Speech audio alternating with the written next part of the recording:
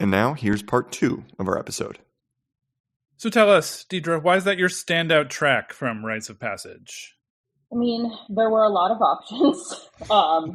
But for me, there's something about this song that manages to be both like this sweeping, epic, and also really intimate song at the same time. Mm-hmm. You know, like from the strings and the little prelude and then into the more folky guitar and it crosses time and it but it's also very personal. Like it just does so much in one song. Yeah. Well said. And I mean, the idea of speaking with, Virginia Woolf across time is the very concept of that, the intimate conversation, the one-on-one conversation over the course of 100 years or so feels like a really interesting vehicle for finding some kind of commonality, right? Or literary, like I said in the thing, it keeps getting thrown around. And this is one of the most obviously literary songs on the album. And to its credit, though, I think that it works really well here. Well, and I mean, besides the the threat of Virginia Woolf, there's also the Shakespearean allusion at the very beginning. Mm-hmm. Yep. And just the idea, as a writer and as a reader of words connecting people through time and space. I mean, I was also an English major, as well as a theater major. And so words are so important to me. Yeah. And I feel the idea that you live on through your words is beautiful and powerful. And also it's kind of driven me for my whole life. Words have been what connected me to the world. Mm. So 60 million points for that, living on through your words. So you are lyrics over music, would you assume? Or maybe not necessarily? Most of the time. Okay. Interesting. But I know, because I know that you guys are both definitely more music than lyrics. Well, it's just we don't often. More in the sense that our guests, you would be among the minority of people who would say that they access music through lyrics first, as opposed to music as well. I mean, I think it would be hard for me to connect with good lyrics with bad music. Yeah, I think you have to have both, but lyrics are definitely what drive, I think, the connection and the emotional experience for me. Yeah, and also, I mean, with an album like this too, I mean, yes, I am music before lyrics, but this is one of those albums that it forces you to listen to the lyrics, not in a bad way, but just they're so upfront, and if you're not listening to them, you're missing out on everything that the album contains. I mean, I think back to when we talked about Joni Mitchell's Blue, that album demands that you listen to her lyrics. Also, she happens to be a fantastic musician that accompanies that. And it's I can't imagine separating the two on an album like this. Well, and what sparked me to recommend this album was when you talked about Little Earthquakes. Because Little Earthquakes is very much a lyrics album for me as well. Mm-hmm. Oh, yeah. I have had this thought that I've been working on about songwriters, and it pertains to Taylor Swift. And so I think this is an interesting part of this conversation. I saw my sister a few weeks ago, and we were talking about, my sister loves Taylor Swift, and I was saying how I think what is hard for me with Taylor is that there's some, and who's to say why this is, but there's some level at which I lack clarity on what she's saying, almost literally, right? I sometimes lack clarity on, I can't understand exactly what she's trying to express. And I'm not sure if it's the delivery, the arrangement, or my preconceived notions about who she is and what she means in the greater landscape of music. But when I hear something like this, or when I hear we were talking about Casey Musgraves and Casey Musgraves' new album, there's a clarity with the delivery that makes it possible for you to understand the lyrics really quickly with a song like this. Do you have any thoughts about why that might be for Indigo Girls in particular? I feel like that they are storytellers first before anything else. Mm-hmm. And so it's about, this is the story that we're telling, and everything else is in support of that. And I feel like that feels especially true on this album, but I think throughout all of their work, like it's story forward. Mm-hmm. And so I think when the story is driving, it's hard not to get pulled into understanding it. Gotcha. I think it's a one-way point. And I think with Taylor, like the songs I connect with Taylor are actually ones that are very straightforward. Like I like a lot of the early Taylor Swift where it's like, this is a very straightforward, like, this is what happened. Same. Yeah. Honestly, Teardrops on My Guitar, that sort of era, that's my favorite Taylor is the early stuff, because I was like, oh, there's a precision to it. There's like it cuts. It cuts through the air really cleanly. And I would agree. Those are the ones I dig most as well. Also, like a specificity too. I mean, they're singing a song about, connecting to someone's writing through time, but like it's called Virginia Woolf. Mm-hmm. Like it's everything that they do. I mean, I often say this to students that like the universal comes out of the specific, not of the general, right? The more specific you are with your references and with the stories you're telling, the more relatable they will be. I mean, like the other song you mentioned, like a song like Galileo, which is a song about questioning reincarnation and past lives and what time and life means altogether. And yet somehow it's totally relatable because it's like they center it around Galileo and it's, I think because of that, it's not just this general thing that maybe some people will latch on to. They're kind of saying to you, no, we're making this very specific reference, get on board. And and luckily we all do, I guess. Well, and they do it in such a like concise and clear way. Like even if you don't know Virginia Woolf, like when you say when the river eclipsed your life, you know what happened. Yeah. Mm-hmm. It's true. It honestly makes me want to. I read To the Lighthouse. The only Virginia Woolf I've read so far in my life is To the Lighthouse, and it makes me want to go back and reread it, listening to this song, because I feel like, okay, there's a personal thing. It was really opaque for me in high school. Obviously, I was just like an idiot kid, and so like I didn't have the patience or the focus to be able to dive deep on it. But being able to relate it to something about that person, about her as a person, is also something that I don't think happens automatically with an author or an artist, but like actually humanizing them. And through that process, it makes you want it more, I guess. It makes you want to process the thing that they've shared with you more. Yeah. And I think that I think the personal that they bring into everything, like it just makes you go a little deeper. Yeah. Mm-hmm. And of course they love Virginia Woolf. It's just, it's on brand. This does make me wonder though, why do they have us read something like Mrs. Dalloway in our teenage years when clearly we will appreciate and understand it better when we are older? I think about this a lot, actually. Like the reasons why they chose any of the books that we read in high school. Yeah. I mean, I read A Doll's House 4 times at various points, and I should not have read it the first time I read it in high school. I didn't get it. Yeah. It's funny. I daydream about this maybe a little too often about like what I would program as my high school lit class, like what I would be like the books that I would share. I listened to a podcast called The Stacks, which is a book podcast. And one of the questions she always asks her guests is, if you were a high school English teacher, what book would you require your students to read? Awesome. Ooh, that's a good question. It's a great question. Yeah. Huh. I'm curious, Deidre, since you're the English major around here, are there other literary references in that song that I'm missing? I mean, I obviously pick up on the Shakespeare at the beginning and then the stuff about Virginia Woolf throughout, but is there anything else in there that I should know? In that song specifically, I don't think so. I mean, there's definitely like literary references sprinkled throughout the album. Yeah. Oh, yeah. But those 2 are the big ones, I think, in this song. Okay. All right. Yeah. I feel a little better about my smarts then. You got it. You're so sharp.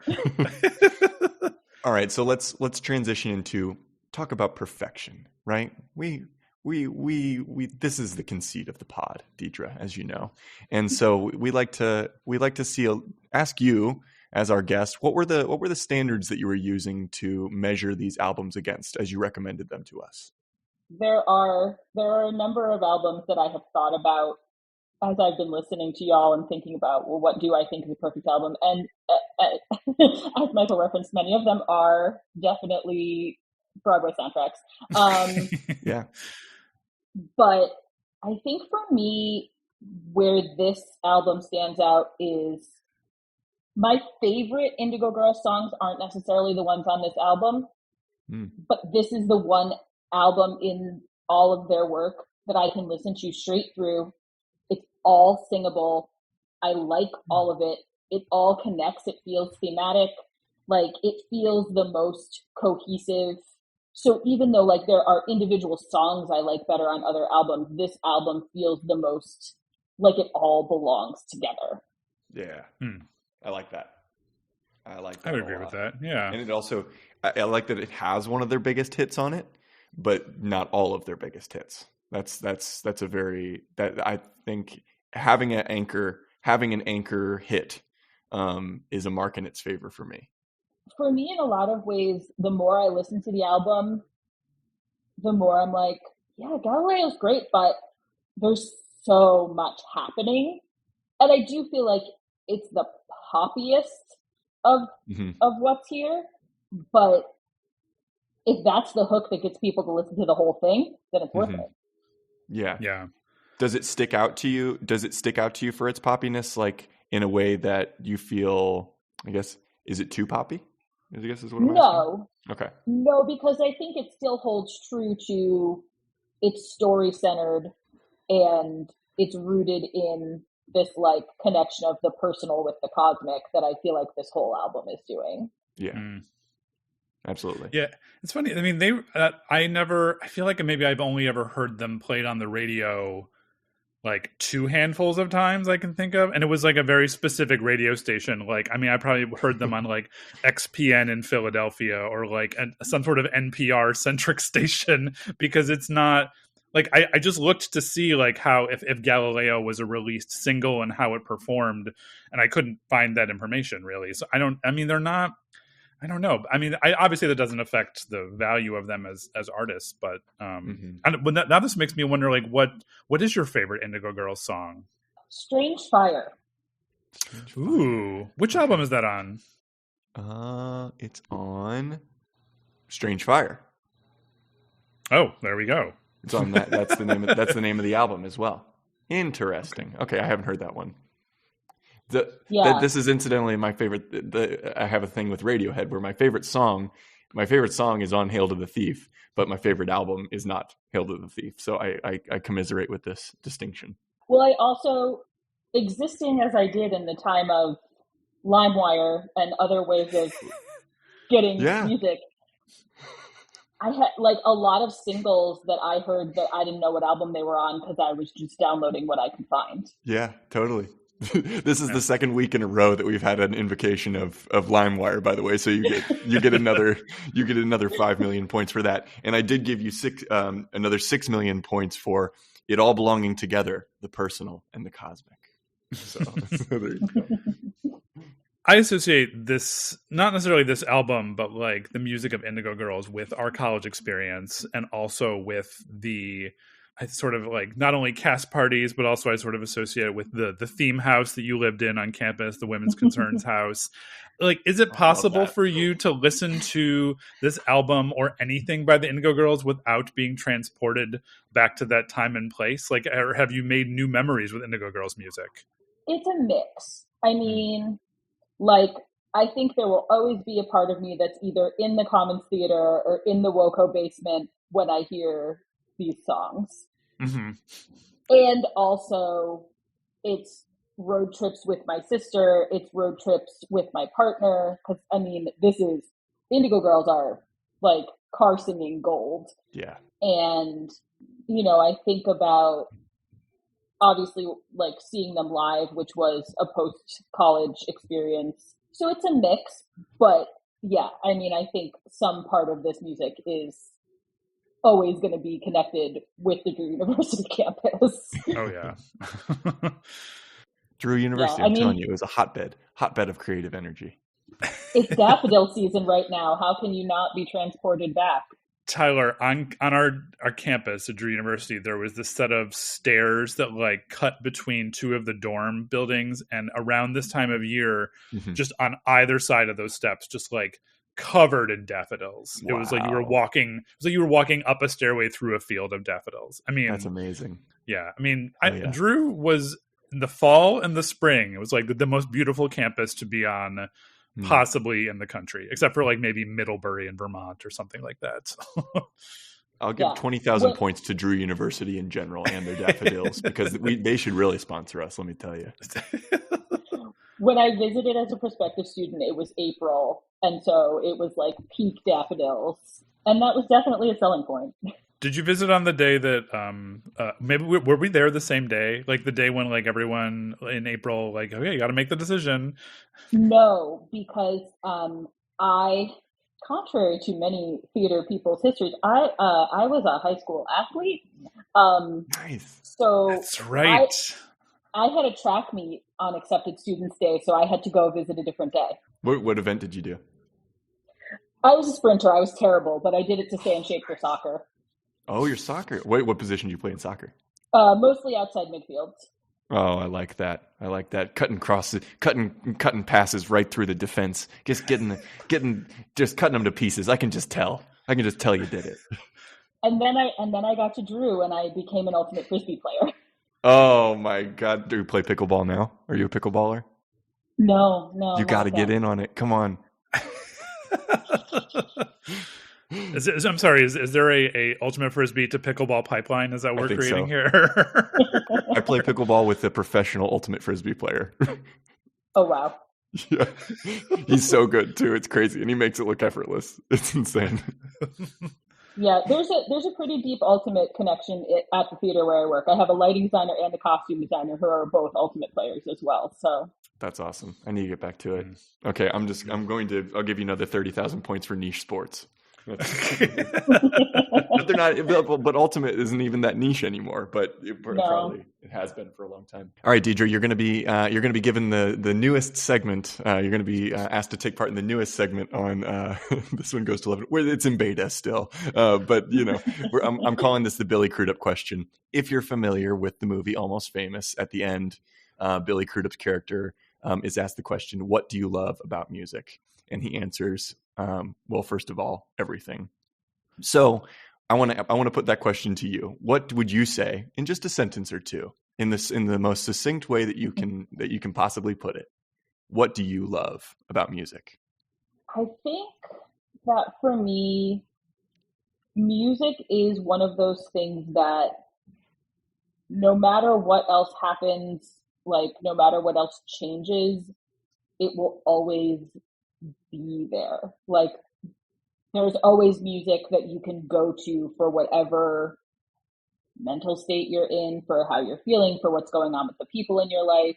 And even if you like go through periods of time where you're more or less connected to it, like it's always going to be there. You can always go back to it. You can always find it again. Love it. Well said. Hey, and succinct. You're good at that. Brevity is the soul of wit here. Well done. Yeah, who said that? Someone said that, I think. Some freaking guy. Some freaking guy just said that. Well, I think you've made a hell of a case here, Deidre, and I certainly am glad that you provided the opportunity for me to become more familiar with this band. I think it's going to be a relationship that I look to dive deeper into. So, but like we said, everything's a competition and it's all about winning and losing. So let's find out if you win, or you lose. I'm going to go back through the points that you gathered while making your case, and then we're going to put it to Michael to make the final decision. So most recently, I gave you 30,000 points for your ultimate Frisbee addiction, your ultimate Frisbee habit, the part of you that is ultimate Frisbee and niche sports in general. 20,000 points for just Drew University and their daffodils and the place that Drew University holds on this podcast. I can't wait to visit someday. And it sounds like April will have to be the month that we visit. 6 million points for LimeWire being invoked again, second episode in a row. 5 million points for talking about how this album all belongs together and that it strikes that balance between the personal and the cosmic. Well-made points, all of those. I think it was 60 million points for being able to live on through your words and just the importance of words to you. I thought that was really beautifully expressed. 3 million points for the Cape Cod Melody Tent being a thing that exists in this world and on this plane of existence. 1 million points for your night in New Jersey with Tori and Alanis. Very jealous of that. 50,000 points for the Drew University cast party. That just, I feel like they keep coming up. These cast parties, they're just constant. They're a constant memory, a constant scene that is set, and I'm very much okay with it. I think I forgot to tell you that I gave you 30,000 points for saying that Godspell is a musical of your life. And I gave you 1,000 points for your mom and soldiering on through her tone deafness. In spite of all, I really respect that. Add that to the 95 out of 100 that you gave me for my 60-second intro. And I'm thinking this is looking like a pretty strong board. But as always, it comes down to one man. He's handsome. Almost outrageously handsome, one might say. He's got a fine selection of cleaning supplies behind him. It's Michael Osinski. Michael, tell us, how has Deidre done today? Has she built a case strong enough for Rites of Passage by Indigo Girls to enter the pantheon? Does it go to 11? Is it perfect? Yeah, let's let it go. Yeah. I mean, I've enjoyed listening to this this past week, and sort of, I mean, obviously I knew it already, but to be able to sort of refamiliarize myself with it and to develop a new appreciation for it all these years later, it just was a joy to listen to this week. So yeah, it can join the pantheon. It can be in there. It goes to 11. Woo! All right, so I bet you're curious to know what we have chosen as our standout track from this album. Are you curious? I am curious. Tell them. Tell the people. Tell the people. Well, Michael. We're basic. We're going Galileo. We are. If only because I have so many memories of this song, and yeah, you're right. It's the pop single off the album. So if we have people who are listening to this episode who have never listened to the Indigo Girls, you should be familiar with this track, is all I'm saying. What do you think, Tyler? This was one of those situations where I wasn't given a choice, Deidre, actually. Once you let us know what your standout track was, he slacked me and he said, well, now that we have Deidre's choice, there is only one correct answer, but I'm going to wait until you listen and make an assessment to tell you what that is. And to my credit, Galileo was one of the two that I had mentioned as what I felt as the standout would be. The other was Romeo and Juliet, actually, though. I really there was, that's raw, it really kind of unleashes. It goes all kinds of crazy places. So I love that one too. But yeah, Galileo, for all the reasons we talked about earlier as well, the reincarnation stuff, how groovy that is. Just a great entry point and a great one to play us out. I'm glad your other thought was Romeo and Juliet. Yeah. That one holds a special place. Great song. Great song. Ghost is also quite good, but it's a real downer to end an episode on. So we were like, maybe not that one. So Ghost was close in the running with Virginia Woolf for me. Yeah, another great one.